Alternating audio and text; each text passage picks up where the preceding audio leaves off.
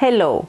Do you feel that your to-do list is growing longer and longer, leaving you completely overwhelmed by the end of the day because you have no time to catch up? Does it seem like there aren't enough hours to get all the work done? Do you find yourself working at home after dinner? If you have answered yes to any of these questions, this video is for you. Stress is a feeling of emotional or physical tension. It can stem from any thought that makes you feel frustrated, angry, or anxious. Today I want to give you a mental strategy that will work like magic for you. Most people engage in internal self-talk regarding what they haven't accomplished, what they still need to do, or what frustrates them. Are you one of them?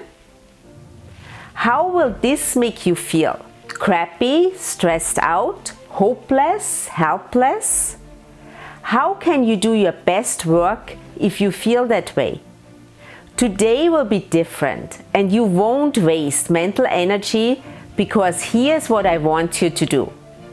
When you leave work today and you are on your way to the car or to the bus stop, I want you to tell yourself all the things that you did get done today.